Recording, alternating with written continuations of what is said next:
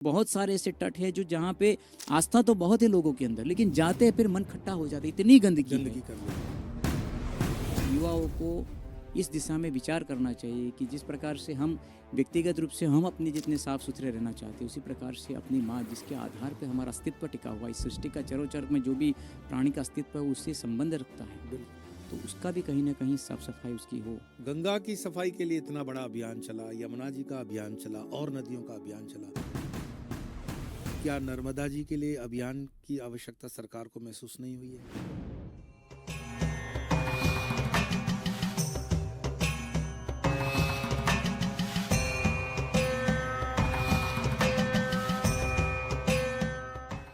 लेकिन वर्तमान के चीज़ों को जब हम देखते हैं, ये नवरात्रि में डांडिया हो या आपका रोज़ डे हो या आपके अन्य डे अंग्रेज़ों की इन्फ्लुएंस के होते हैं, ये जो डीजे बजा करके फूहर डांस होते हैं और ये उत्सवों के माध्यम में आजकल जो गणपति पर डीजे वगैरह बजते हैं, ये हिंदू समाज ही कर रहा है, कोई बाहर का समाज नहीं कर रहा है। बिल्कुल। और हम बात हिंदू समाज पे ही कर रहे हैं जी, तो आप इस पर क्या अपना विचार रखते हैं कि यहाँ कहाँ गलती हो रही है? बड़ी अच्छी बात कही आपने, क्योंकि काफ़ी लंबे समय से इस चीज़ों को मैं बारीकी से देख रहा हूँ और समझ भी रहा हूँ।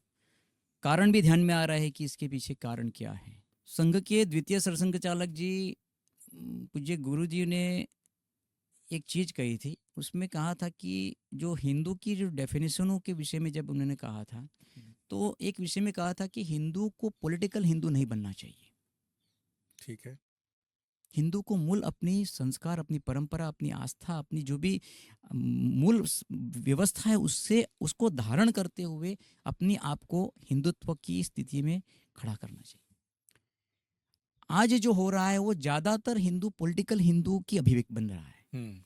यानी अगर मैं जय श्री राम का नारा लगाऊंगा तो मैं कहाँ लगाऊंगा? किसी मंदिर के बाहर में नहीं लगाता। मुझे आनंद आता है जय श्री राम का नारा किसी मस्जिद के बाहर लगाने में। किसी मुसलमान के सामने अगर मैं जय श्री राम का नारा लगाऊंगा तो मुझे बड़ा आनंद आता है। जबकि जय श्री राम के नारे का संबंध किससे है? हिंदू से है या मुसलमान से है? हिंदू की आस्था हिंदू मंदिरों से है या मस्जिदों से है? तो कहीं ना कहीं ये गलतियां इसलिए हो रही है। एक तरफ हमारे मंदिर घंट बजाने के लिए लोग नहीं आरती के समय, और एक तरफ हम मस्जिदों के सामने नाच गाने की जो बात कर रहे हैं, वो कहीं ना कहीं हमारी आस्था की गलत अभिव्यक्ति, गलत जगह अभिव्यक्त हो रहा है। और उस आस्था का बल भी हमें नहीं मिल पा रहा, क्योंकि वो मूल आस्था नहीं है, एक मनोभाव से निर्मित आस्था है, अंतःकरण से निकली हुई आस्था नहीं है।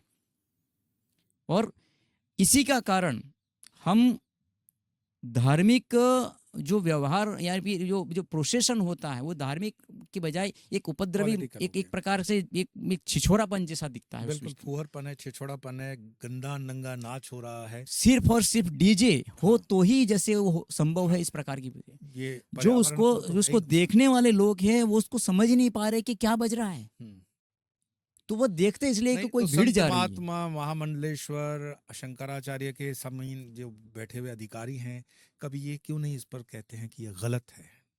ये कहना भी ठीक नहीं कि नहीं कहते होंगे, कहते तो बहुत होंगे। हाँ, नहीं शायद ऐसा ऐसा भी हो सकता है कि भाई, क्योंकि अब क्या है, व्यक्ति ज्यादा मनस्वी होता जा रहा है।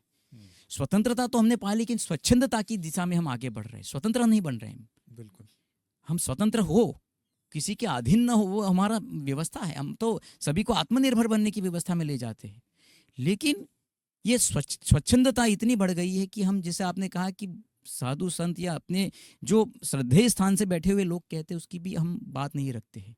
तो सिर्फ वो अपने लिए नहीं कह रहे, वो कहीं ना कहीं ये पीढ़ी जो गर्त में जा रही है, गलत दिशा जा रही है, इसीलिए उसको कहीं ना कहीं ठीक करने के लिए धर्म का कवच बनाना चाहती है, धर्म का उसको सुरक्षित करना चाहती है। नमस्कार, नमो नारायण।